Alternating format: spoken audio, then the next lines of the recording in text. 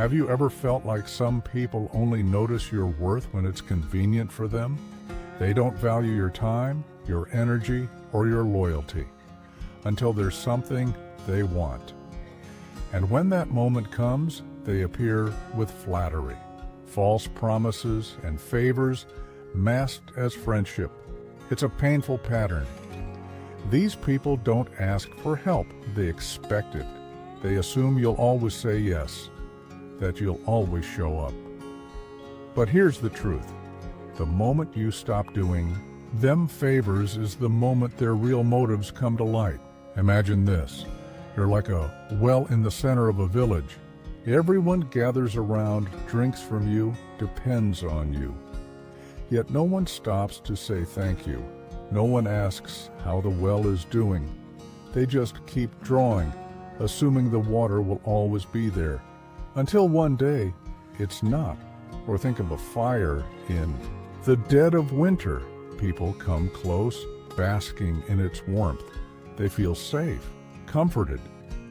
But when that fire starts to fade, when it needs more wood, more attention, they hesitate. They don't give back. They think the flame will last forever until all that's left is smoke and ash. And suddenly, the cold comes rushing in. That's what trust often looks like. It burns quietly until neglected for too long. So what happens when you stop fueling the fire? When the well runs dry, that's where we'll go next. The moment you stop giving endlessly.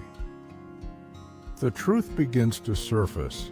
When the well runs dry or the fire fades, people's real intentions reveal themselves. Mutual respect. That's where real value lies. Because as long as you keep saying yes, they'll keep taking. But eventually, you face a choice. Keep giving until there's nothing left of you. Or recognize when you're being used. And once you stop entertaining their selfish demands, the issue mask comes off. Those who truly value you, they'll stay. The rest, they vanish. So how can you tell when a favor isn't about friendship, but about manipulation in disguise? Stay with me, because by the end, especially the last one, your entire view on favors might just change. Let's begin with one of the biggest red flags. Number 1, can you lie for me? This might seem harmless at first. Maybe they ask you to cover for them at work. Just tell them I was with you. Or maybe they want you to tweak a few details. Say I already sent that email. Or tell them I wasn't feeling well. They'll brush it off with phrases like, it's just a little white lie. Come on, it's not a big deal. But here's the hard truth. Anyone who asks you to compromise your integrity will have no problem betraying you when it suits them, lying. For someone doesn't just risk your words, it risks your values, your reputation, your future. The moment you say yes, you become complicit in their deception. You carry their lie as your burden, and it doesn't stop there. If they're comfortable asking you to lie for them, they'll eventually lie to you. Because to them, truth is flexible. Morality is negotiable. And once they twist your integrity, what's stopping them from twisting the truth about you? This is where Stoic wisdom becomes your compass. Epictetus once said, "What is right is not always popular, and what is popular is not always right." To the Stoics, integrity wasn't optional. It was the core of one's character, no matter how inconvenient or uncomfortable the truth might be. When someone asks you to lie, they're not just testing your loyalty, they're testing your limits. Say yes once, and they learn that your morals can be bent, and the more you bend, the more they'll push. Let me share a quick story. There was a guy, let's call him Jake. He had a friend who often asked for tiny favors. At first, it was innocent. "Hey, can you just say I sent that email? Tell them I wasn't feeling well, will you?" Jake shrugged it off. No big deal. But soon, the requests grew bolder. One day, that same friend asked Jake to cover for a serious mistake, one that could have hurt others at work. That's when it hit him. This wasn't friendship. It was manipulation. And the moment Jake finally said no, his friend snapped. He called Jake disloyal. Just like that, the friendship unraveled. Jake realized something powerful. People who ask you to lie for them never truly respect you. They only respect what they can take from you. So how do you deal with this? First, set a firm boundary. The moment someone asks you to lie, stop them cold. You don't owe them an explanation. A simple, calm, "I don't do that," is enough. Second, watch their reaction. If they pressure you, guilt trip you, or try to make you feel like you're the problem, that's all the proof you need. They don't value you. They value your silence. And third, remember this: integrity is priceless. Losing someone who builds their life on deception is not a loss, it's a liberation. Because real friends, they won't ask you to compromise your character. In the last part, we uncovered how lying on someone's behalf often reveals more about their character than it does about loyalty. Now let's talk about another subtle but damaging form of manipulation, one that hides behind sympathy, guilt, and fake gratitude. Number 2, can you lend me money? With no intention of paying it back. This might seem innocent at first. They come to you with a heartfelt story, something urgent, something stressful. Maybe it's a medical bill, a job loss, or a temporary crisis. They say things like, "I'll pay you back next week. I've got you next time. You know I'd do the same for you." But soon, time passes, and the repayment never comes. Here's the truth. It's never really about the money. It's about character. Borrowing money without the slightest intent to repay is a flashing red flag. It signals entitlement, not need. It means they see your generosity not as a gift to be honored, but as something they're owed. And once that line is crossed, ask yourself, what else are they willing to take without accountability? Because when someone can take your help with no guilt and no plan to return it, they're showing you exactly how little they value fairness. And even worse, they're showing you how little they value you. This is where Stoic wisdom offers a sharp lens. Seneca once said, "A loan creates an enemy." Why? Because when money enters a relationship, it alters the balance. Instead of gratitude, the borrower often feels guilt or even resentment. Rather than appreciating your help, they begin avoiding you. And to justify their silence, they may twist the narrative. "Why are you acting like this? It's just a small amount. You have money. Why stress over it? You'll get it eventually. Stop bringing it up." But here's the uncomfortable truth. The moment they borrowed, with no intention of returning it, they had already disrespected you. Let me share a real example. There was a guy, let's call him David. He had a friend who often asked for small loans, $20 here, $50 there. Nothing major. At first, David didn't think much of it, but over time he noticed a pattern. Not once did the friend offer to pay him back, and whenever David gently brought it up, the answer was always the same. "Oh yeah, I'll get to it soon." But soon never came. Then one day, the friend asked for a much larger amount. That was the moment David finally said no. And just like that, the friendship ended. The friend ghosted him without a word, and in that silence, David realized something clear.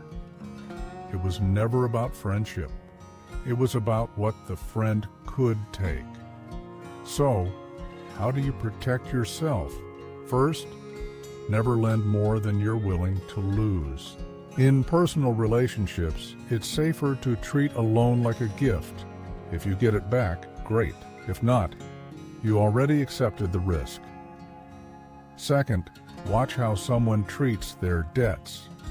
A responsible person won't need to be reminded. They'll repay without delay or excuse. But someone who dodges repayment, they never plan to give it back. And third, pay close attention to their reaction when you say no. If they pull away or turn cold, then their loyalty was tied to your wallet, not your worth. At the core, this isn't about money. It's about respect. Because someone who borrows without intention to repay isn't just reckless with finances, they're reckless with trust. And if they can ignore a debt, they can just as easily ignore you. In the last part, we exposed how borrowing without repayment isn't about money. It's about respect. Now let's look at another subtle manipulation. One that often wears the mask of friendship but silently traps you in someone else's dishonesty. Number 3. Can you keep this a secret? This one might feel harmless at first. Maybe they made a mistake at work and don't want anyone to find out. Maybe they crossed an ethical line and want you to quietly look the other way. They'll say things like, "Come on, you're my friend. Just keep this between us." But here's the hard truth. When you agree to keep a secret that protects wrongdoing, you're not just being silent. You're becoming a part of the deception. They're not only asking for your silence, they're asking you to share the weight of their guilt. And once you say yes, you're in. If their lie unravels, your name goes down with theirs. And here's the worst part. People who pull you into their secrets are rarely the ones who protect you when the truth comes out. If they're willing to deceive others, what makes you think they wouldn't throw you under the bus to save themselves? This is where Stoic wisdom offers clarity. Marcus Aurelius once wrote, "Silence becomes cowardice when occasion demands speaking the whole truth." In other words, silence isn't always neutral. When the moment calls for honesty and you choose to stay quiet, it's no longer kindness, it's betrayal. The Stoics believed that integrity and truth are the pillars of a strong, virtuous character. So if someone asks you to help cover up their actions, they're not just testing your loyalty. They're testing how far you're willing to compromise your own values for their convenience.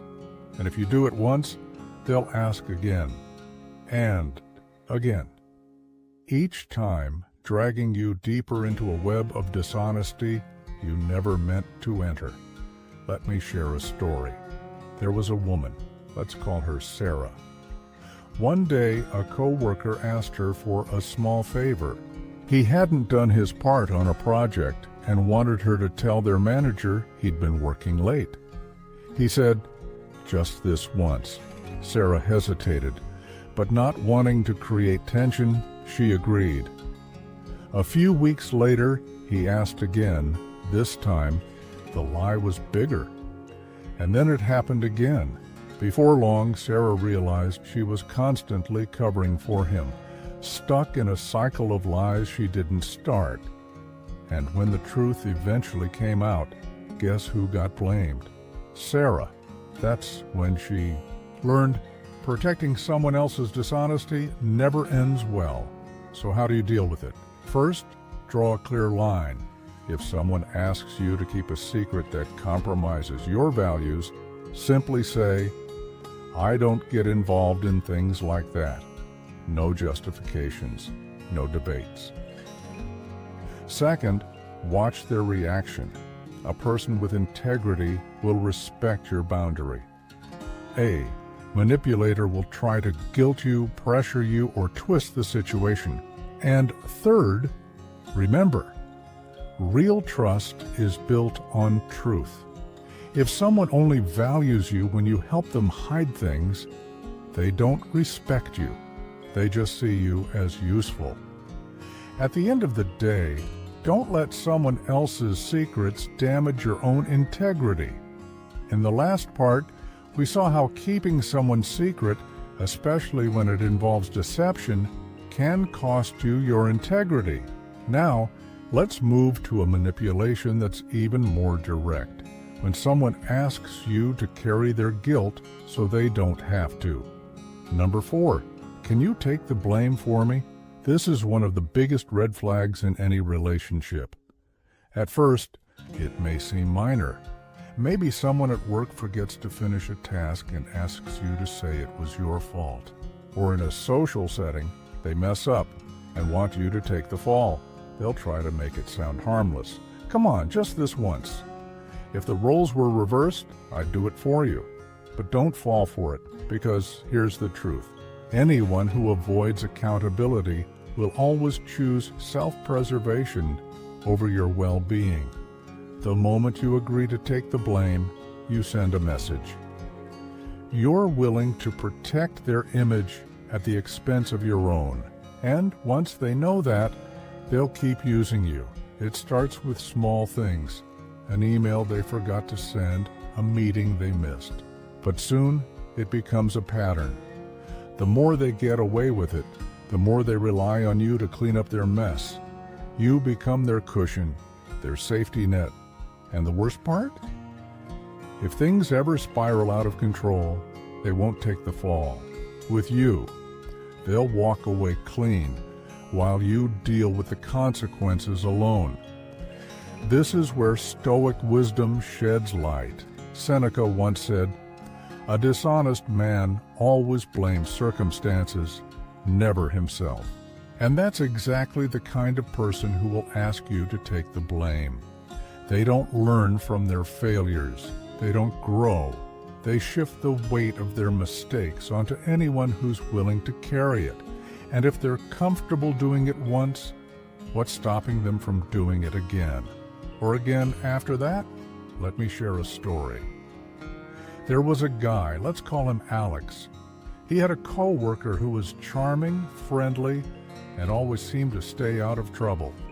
But behind the scenes, this co-worker had a habit of dodging responsibility. One day, he made a major error on a project. Instead of owning up to it, he went to Alex and said, "Just say it was a communication issue between us. That way, no one gets in trouble." Alex, trying to be a team player, agreed. But that one favor became a pattern. Every time something went wrong, the blame somehow landed on Alex. And when their boss finally had enough, guess who faced the consequences? It wasn't the co-worker. It was Alex. That's when he realized people who run from responsibility will always look for someone else to carry their burden. And if you let them, it'll be you, every time. So, how do you protect yourself? First, say no the moment someone asks you to take the blame. A clear boundary like, "I'm not responsible for your mistakes," is all you need. Second, pay close attention to how they respond. If they become defensive or try to guilt trip you, that's a red flag. They never respected you in the first place. And third, distance yourself from people who consistently avoid accountability. Because someone who won't own their actions is someone who will sacrifice you to protect themselves. At the end of the day, real strength doesn't come from covering up mistakes.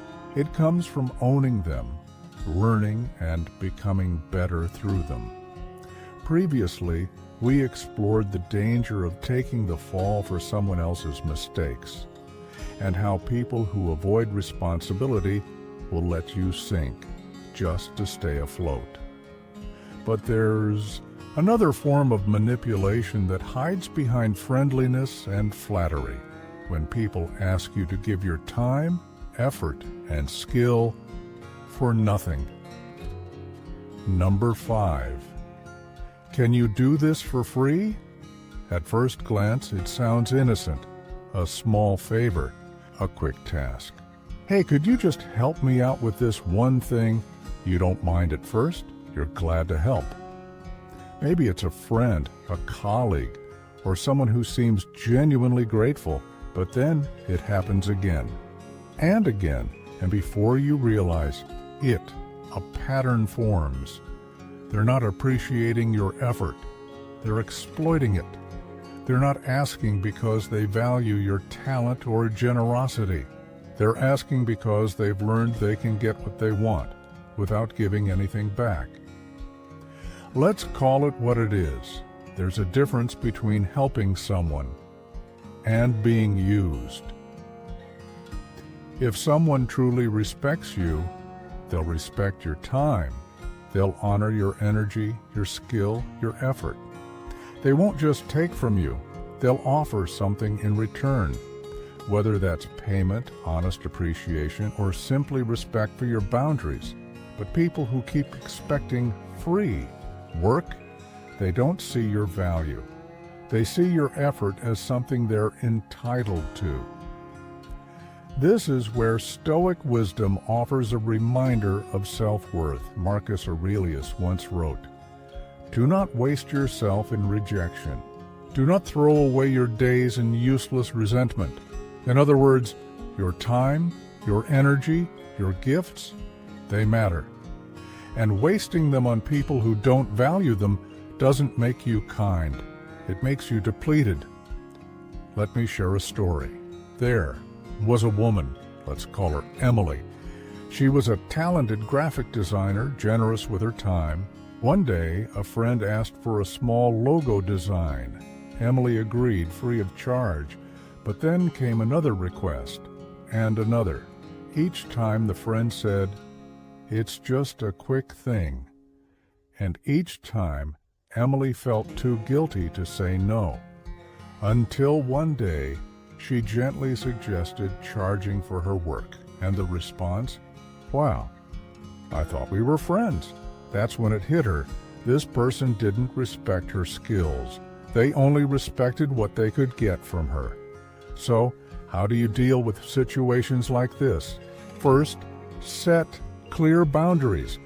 If someone keeps asking for free work, respond kindly but firmly. "I'd love to help, but my time has value." Second, watch their reaction. Someone with integrity will respect your limits. Someone who gets offended, they were never appreciating you. They were using you. And finally, remember, generosity is powerful, but it should be a choice, not an obligation. Helping others is a beautiful thing. When it's mutual, when it's acknowledged, when it's appreciated. But when it's one-sided, it's not generosity. It's a slow drain on your energy and self-respect. At the end of the day, your time, your skills, and your energy are valuable. And if someone only shows up when they want something for free, they don't see you. They only see what they can extract. Previously, we talked about the trap of being constantly asked to work for free, how it's not about generosity, but about respect. Now let's dive into another all too common favor that seems harmless at first, but slowly chips away at your peace, your boundaries, and your time. Number 6, can you cover for me? This kind of favor shows up everywhere, at work, in friendships, in relationships. Maybe someone forgets to complete an important task and asks you to take the blame. Maybe they neglect their responsibilities and quietly expect you to clean up the mess. Or maybe they simply don't want to deal with something, so they hand it off to you. At first, it feels like a one-time favor. You think, sure, no problem. I've got this. But over time, a pattern forms. What once looked like kindness becomes a silent expectation. They're no longer asking for help. They're handing over their responsibilities because they know you'll catch them when they fall. Here's the uncomfortable truth. Trust is built on responsibility. And when someone constantly asks you to cover for them, it's a clear sign they lack the discipline and the respect to handle their own. The more you say yes, the more they'll rely on you. Soon, you're not just helping, you're enabling, and to them, it stops being a favor. It becomes a given. They begin to treat your time, your effort, and even your reputation as tools they can use whenever it's convenient for them. This is where Stoic wisdom comes into play. Epictetus once said, "The more we value things outside our control, the less control we have." So how does this apply here? It means you can't control how irresponsible someone else is. But you can control whether or not you allow their behavior to spill into your life, because every time you clean up someone else's mess, you lose time, energy, and peace of mind that should have been yours to protect. And when things go wrong, they won't take the blame. You will. Let me share a story. There was a guy, let's call him Adam. He had a co-worker who was always asking for little favors. "Hey, can you clock me in? I'm running late." "Can you finish this report? I got busy." Adam, trying to be supportive, kept saying yes. But then, one day, a major error happened in a report one Adam had helped finish, and when their boss confronted them, the co-worker immediately distanced himself. "Well, Adam worked on that part, not me." That's when Adam realized the truth. Covering for someone's irresponsibility doesn't protect them. It endangers you. So how do you protect yourself? First, draw the line early. When someone asks you to cover for them, say simply, "I can't do that." You don't need to explain or defend your boundaries. Second, pay attention to how they respond. A responsible person will understand and respect your decision. But someone who's been relying on you unfairly, they may get defensive, manipulative, or even try to guilt you, and that's your signal. Because at the end of the day, covering for others might win you short-term approval, but it costs you long-term peace. In the last part, we talked about the importance of setting boundaries, especially when others expect you to constantly cover for their mistakes. But now, let's explore a much deeper form of manipulation, one that asks not just for your time or help, but for you to risk everything while they risk nothing. Number 7, can you risk everything while they risk nothing? This is one of the most dangerous dynamics you can fall into. It starts subtly.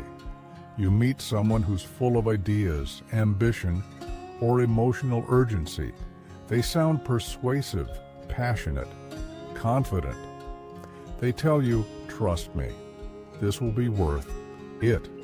Or, "Come on, take one for the team." But slowly you notice a pattern.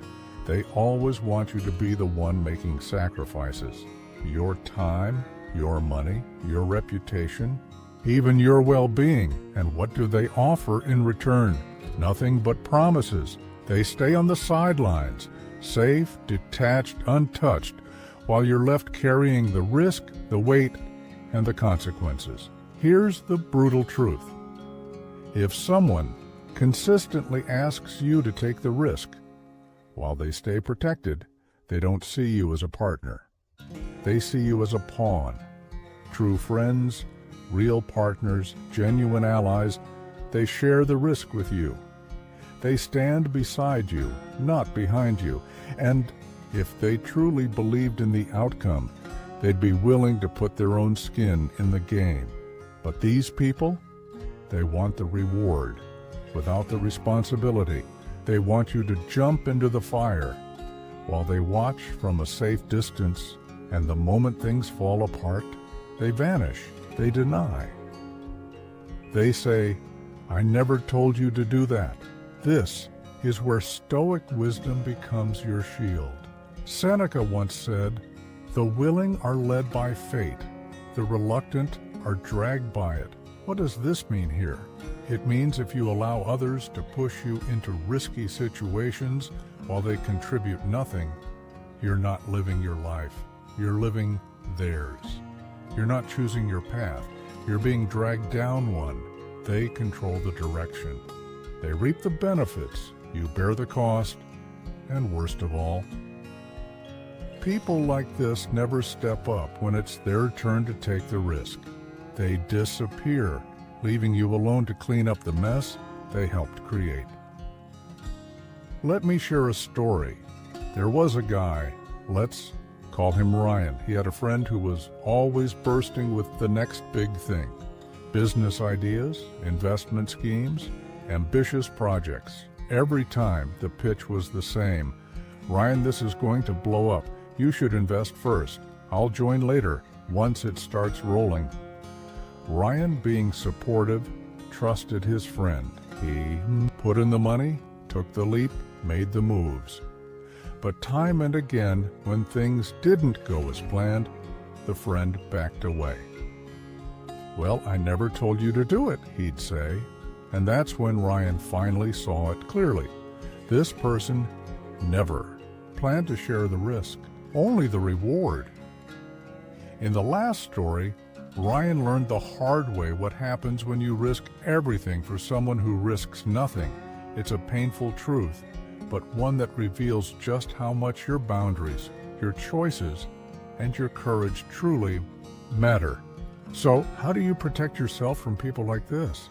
First, ask the critical question. Are they taking the same risk as me? If the answer is no, if they expect you to leap while they stay safe, that's your warning sign. Real partnership means shared sacrifice. Second, set firm boundaries.